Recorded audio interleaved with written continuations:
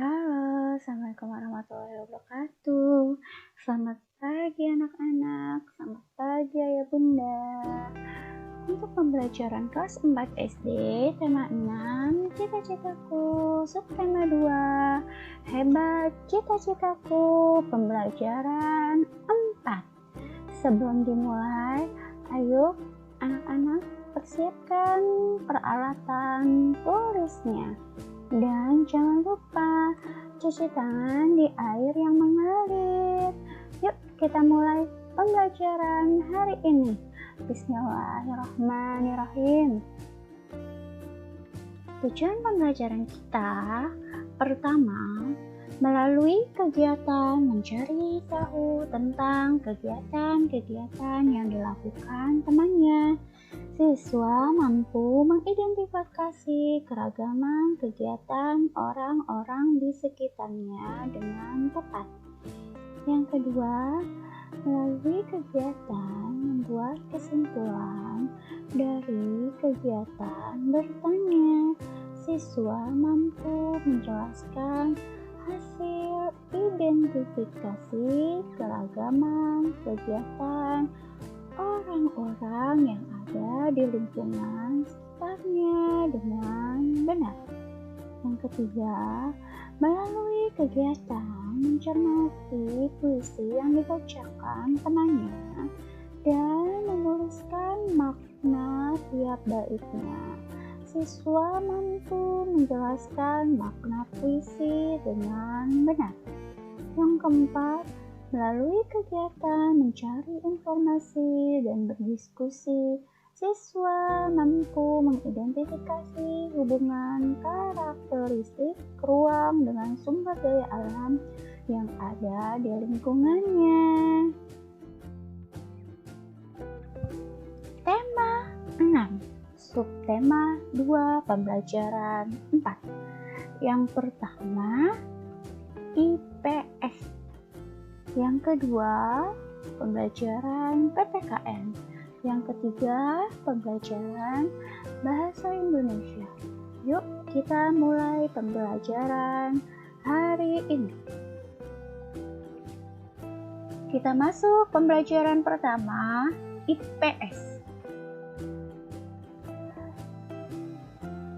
Ayah, jika sudah besar nanti, aku bercita-cita menjadi arsitek seperti teman ayah, Paman Fadli. Apa sih hebatnya menjadi arsitek? Kata Benny. Kamu mau tahu? Ayah akan menjelaskan padamu kehebatan seorang arsitek. Nah, anak-anak juga simak ya tentang penjelasan tentang arsitek. Nah, ayo membaca. Dengarkan semua ya, anak-anak Bu Rahma semua. Tahukah kamu, ayah Benny menunjukkan kepada Benny beberapa bangunan hasil karya arsitek. Nah, yang pertama ada Candi Borobudur. Candi Borobudur merupakan candi Buddha terbesar di Indonesia. Arsiteknya bernama Gunadarma. Candi tersebut amat indah dan megah. Dibangun tanpa perkat dan tanpa bantuan alat modern pada saat itu. Tak heran jika Candi Borobudur menjadi salah satu keajaiban dunia. Nah, yang kedua, ayah Bu Rahma ingin menjelaskan Waduk Jatiluhur. Seorang arsitek juga berperan dalam menjaga lingkungannya. Misalnya saat bekerja sama dengan insinyur teknik sipil dalam merancang Waduk Jatiluhur. Waduk Jatiluhur adalah kolam besar tempat menyimpan air untuk berbagi kebutuhan. Hasil karya kumpulan arsitek Indonesia ini memiliki banyak kegunaan, di antaranya menampung dan mengalirkan air ke sebuah pembangkit listrik tenaga air atau PLTA, sehingga dapat menghasilkan listrik waduk, juga bermanfaat sebagai penyedia air bersih dan irigasi yang diperlukan untuk mengairi sawah. Waduk ini juga sebagai pengendalian banjir. Nah, yang kedua, Jembatan Suramadu. Jembatan Suramadu adalah jembatan yang menghubungkan Pulau Jawa dan Pulau Madura. Berkat jembatan ini, masyarakat Madura dapat lebih mudah dan cepat melakukan perjalanan darat ke berbagai wilayah di Jawa Timur dengan panjang 5.438 meter. Jembatan ini merupakan jembatan terpanjang di Indonesia saat ini. Seorang arsitek juga berperan dalam usaha mempersatukan umat beragama. Lihatlah Masjid Istiqlal Jakarta yang berdiri megah, berdampingan dengan Gereja Katedral Jakarta, tempat umat Katolik beribadah. Masjid Istiqlal dibangun pada masa pemerintahan Presiden pertama Indonesia, Soekarno, pada tahun 1961. Pembangunan masjid ini memerlukan waktu 17 tahun hingga digunakan pertama kali pada tahun 1978. Perancangan bernama Predikasi Laban. Tahukah anak-anak, dari zaman dahulu nenek moyang kita telah membangun berbagai bangunan adat yang mencirikan kebudayaan mereka masing-masing. Setiap suku memiliki ciri bangunan dan tempat tinggal yang berbeda sesuai dengan kebutuhan dan kebiasaan masing-masing. Pernahkah kamu melihat bentuk rumah adat dari suku yang berbeda? Perhatikan anak-anak gambar di layarmu. Gambar rumah adat dari Kampung Naga, Jawa Barat. Nah, dengarkan, ibu akan membacakan keterangan tentang rumah adat mereka. Rumah adat yang di Kampung Naga dibangun dengan cara yang unik dan memiliki tujuan dan makna sesuai kebiasaan masyarakat setempat. Rumah dibangun di atas bebatuan agar tidak longsor. Bagian bawahnya, masyarakat Kampung Naga sangat erat kekerabatannya, sehingga mereka membangun rumah mereka secara berdekatan, tetapi mengarah ke arah yang sama, yaitu arah timur barat. Semua rumah akan menghadap ke arah Sungai Ciwulan yang berada di depan gerbang masuk kampung tersebut.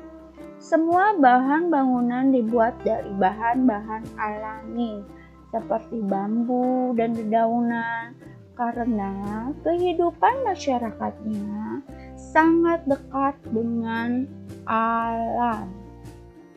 Pembelajaran kedua, PPKN. Nenek moyang kita merupakan arsitek yang hebat ya, kata Beni. Mereka membangun rumah adat yang sesuai dengan keadaan alam dan nilai budaya. Ya, mereka senantiasa ingin menyatu dengan alam sekitarnya. Mereka menganggap alam adalah sumber daya mereka, sehingga mereka dipelihara dan jaga, kata Beno. Nah, anak-anak di sini, manfaat sumber daya alam di sekitar kita itu penting ya. Masyarakat memanfaatkan sumber daya alam di sekitarnya untuk memenuhi kebutuhan hidupnya melalui berbagai cara. Nah, sumber daya alam berupa tanah, air, dan tumbuhan dimanfaatkan dalam bentuk kegiatan pertanian dan perkebunan. Sedangkan sumber daya berupa hewan dimanfaatkan dalam bentuk kegiatan perikanan dan perkebunan.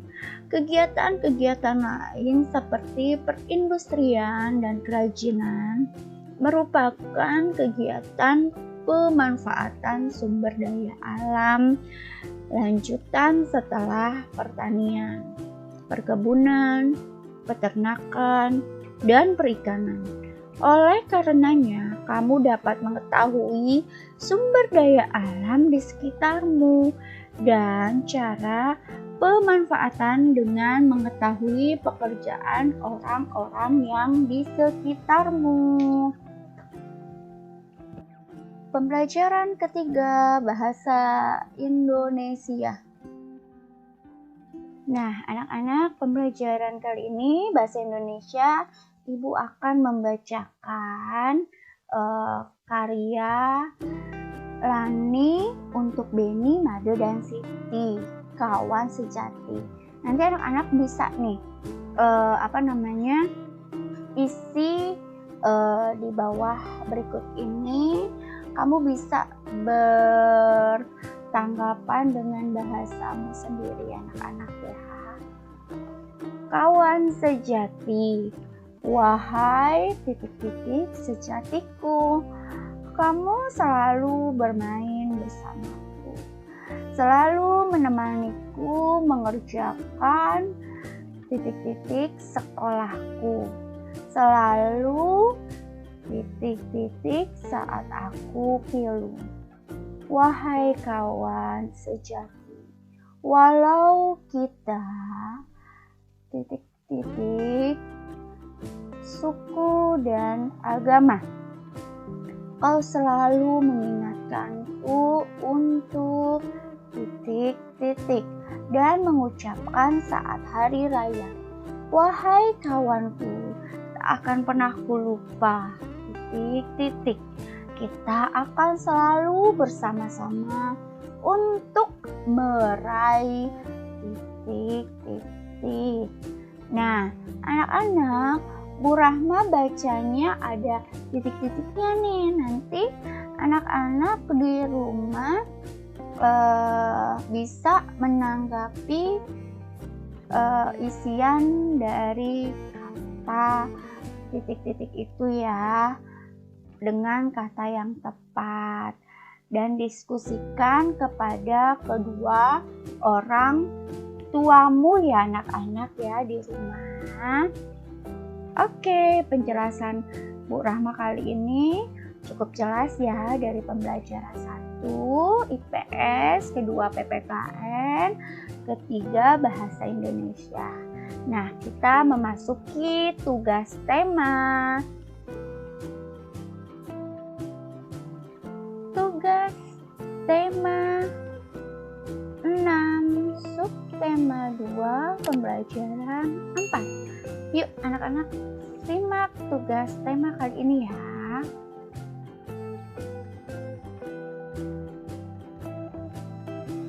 Tugas tema pertama, pembelajaran IPS. Nah, anak-anak bisa berdiskusi nih di rumah.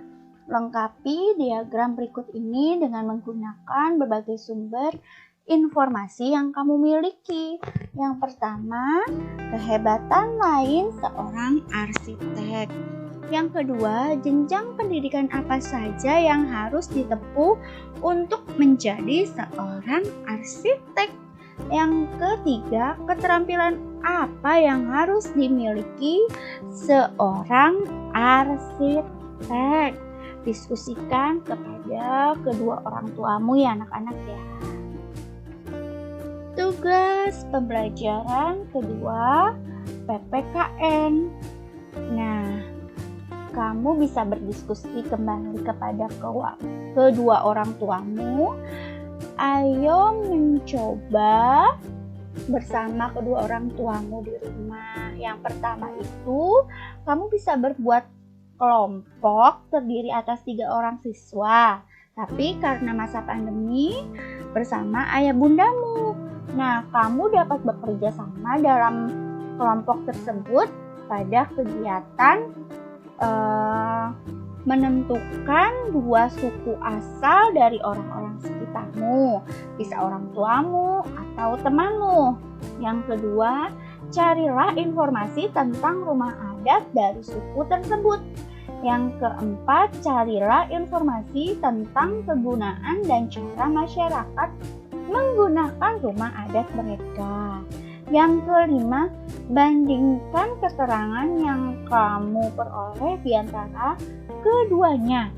Carilah persamaan dan perbedaan serta kegunaan dan manfaat rumah adat tersebut. Yang keenam, buatlah dalam bentuk diagram seperti di layar gambar handphonemu berikut ini ya. Nah, yang ke-8, kamu bisa simpulkan apa yang kamu peroleh dalam presentasi tersebut. Indahnya, nanti kamu bisa nulis nih di dalam bukumu, indahnya keragaman budaya Indonesia. Nanti kamu bisa tulis tuh di sana di dalam buku PPKN-mu gambar rumah adat daerah. Yang kedua, gambar rumah adat daerah. Terus manfaat dan kegunaan rumah adat yang pertama dan manfaat kegunaan rumah adat kedua. Lalu persamaan dan perbedaan serta kegunaan dan manfaat rumah adat bagi masyarakat. Tugas yang ketiga, pembelajaran bahasa Indonesia. Kamu bacakanlah puisi dengan percaya diri secara bergantian diskusi bersama kedua orang tuamu. Nah, tadi kan Bu Rahma sudah membaca puisi, terus ada titik-titiknya tuh, nanti kamu bisa isi bersama kedua orang tuamu. Nah, yang di sini tanggapilah pernyataan-pernyataan di bawah ini dengan kata ya atau tidak sesuai isi puisi di atas. Nah, yang pertama, puisi ini berkisah tentang kawan yang tidak setia. Kamu bisa jawab ya atau tidak. Yang kedua, Lani memberikan pendapat yang baik terhadap kawannya. Iya atau tidak. Yang ketiga, kita yang dimaksud dalam puisi ini adalah Lani dan Siti. Iya atau tidak. Yang keempat, kawan yang dimaksud memiliki suku yang berbeda dengan Lani. Iya atau tidak. Yang kelima, Lani akan melupakan kawannya. Iya atau tidak. Yang keenam, mereka ingin meraih cita-cita bersama. Ya atau tidak. Di sini jelas ya. Berdasarkan jawaban di atas, jelaskan isi puisi tersebut ke dalam bentuk paragraf ya. Tapi sudah cukup disampai di situ saja. Jadi tugas bahasa Indonesia yang pertama, isilah puisi yang Bu Rahma bacakan tadi. Yang kedua, tanggapilah pernyataan-pernyataan di bawah tadi dengan kata-kata ya atau tidak sesuai isi puisi yang telah dibacakan oleh Bu Rahma. Jadi tugasnya bahasa Indonesia 2 ya. Isi titik-titik dan yang 1 sampai 6. Terima kasih untuk pembelajaran kita hari ini. Selamat mengerjakan anak-anak. Assalamualaikum warahmatullahi wabarakatuh.